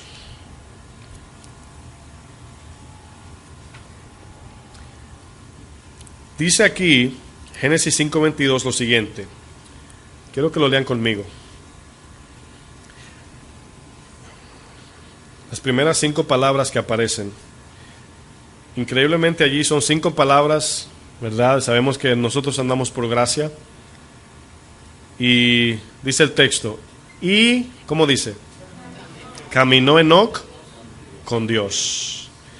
Yo quiero que usted se autopregunte ese verso, ¿qué significa? Usted mismo diga, ¿cómo caminó Enoc con Dios? Dice la palabra que él vivió 365 años. Es simbólico a un año, ¿verdad? Que simboliza el tiempo de vida. Nosotros calculamos el tiempo de nuestra vida por años.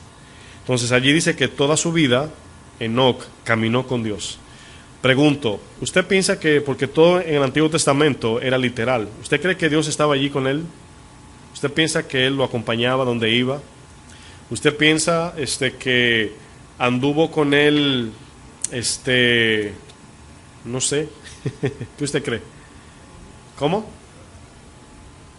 ¿Cómo caminó Enoc con Dios? Yo quiero caminar como Enoc.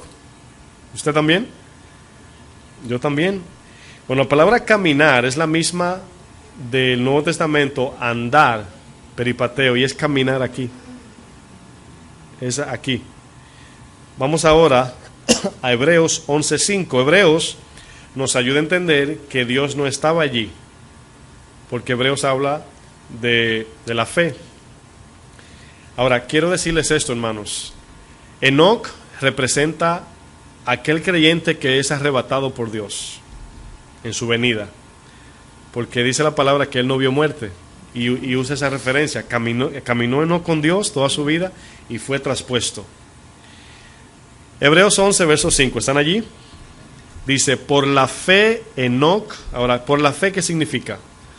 Que en ese tiempo él caminó con Dios, no por vista, sino por fe. Todo lo que hizo Enoc fue mirando a Dios. Dice, fue traspuesto. Allí la palabra es, la palabra rapto también, fue raptado para no ver, ¿qué dice? Muerte. Dice, no fue hallado porque lo traspuso Dios. Y antes que fuese traspuesto, tuvo testimonio de haber. Ahora, ¿qué dice el verso 6? Pero sin fe es imposible agradar a Dios. ¿Qué es andar por fe? Lo que Pablo dijo en Romanos 7. En la mente. Debemos de vivir como que Dios está con nosotros siempre. Por eso el Hebreos 6 dice, porque es necesario que el que se acerca a Dios crea que le hay y que Él es galardonador de los que le buscan. Ahí está la palabra seteo otra vez, buscan. Entonces, si notan ese texto, es maravilloso, hermanos. Dice que no caminó por fe, pero es imposible agradar a Dios sin fe. En otras palabras, si usted es de los que se conectan y se desconectan con Dios, no lo podemos agradar así. Tenemos que vivir para Él, pensar en Él, hacer lo que hacemos para Él. El único motivo de vida es Él. Esa es la adoración. Eso es andar por fe. Hoy le llama andar por fe, es, hermano, cómpralo y no se apure que Dios suplirá. Por fe, eso no es fe. Eso es un engaño. Romanos 8:1 dice, ahora pues ninguna condenación hay para los que están en Cristo Jesús. Los que no andan conforme a la carne, sino conforme al Espíritu. Andar aquí es caminar. Los que no andan, ¿verdad? Bueno, usted me preguntaría, ¿verdad? ¿Por qué no todos andan así. Y lógicamente es lo que dice Juan 3:19, porque aman más lo terrenal que la luz de Dios. Dice que la luz vino y amaron más las tinieblas que la luz. La pregunta aquí es, podemos resumir que la conversión significa abandonar el mundo, y una vez abandonar el mundo, también abandonar el mundo que traemos dentro y seguir a Cristo. Esa es la idea de la conversión cristiana. Y termino con Juan 14:5. Ahí terminamos ya. Juan 14, verso 5. Cuando el Señor está aquí en Juan 14, está despidiéndose, ¿verdad?, de los discípulos. Y están nerviosos ellos, por eso le dicen, no se turbe vuestros corazones, tranquilo, yo estaré con vosotros. Y Tomás le dice lo siguiente en el verso 5 de Juan 14. Le dijo Tomás, Señor, no sabemos a dónde vas. ¿Cómo pues podemos saber, qué dice? El camino. O sea, Cristo se fue, hermanos, en ese momento, y todavía no está aquí en el sentido físico. ¿Cómo vamos a llegar al cielo si no sabemos el camino?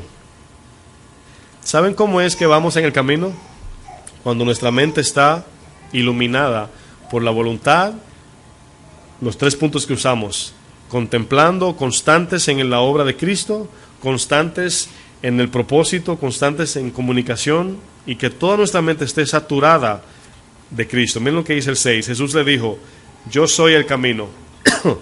En otras palabras, hermanos, oigan bien, esto es delicadísimo. Con esto voy a cerrar. Jesucristo dijo, yo soy el camino. Quiere decir que si la iglesia no ama a Cristo sobre todo, anda en otro camino, 100%. Entonces, si no se está predicando a Cristo en las iglesias, los cristianos están camino a otro lugar y no al cielo. Porque Cristo dijo, yo soy ese camino. Tienen que caminar en mí.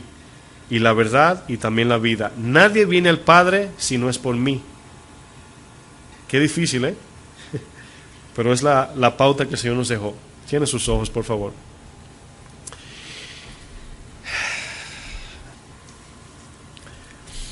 Amantísimo Dios, Padre bueno que estás en tu trono, mirando cada actitud, pensamiento y cada deseo de nuestro corazón.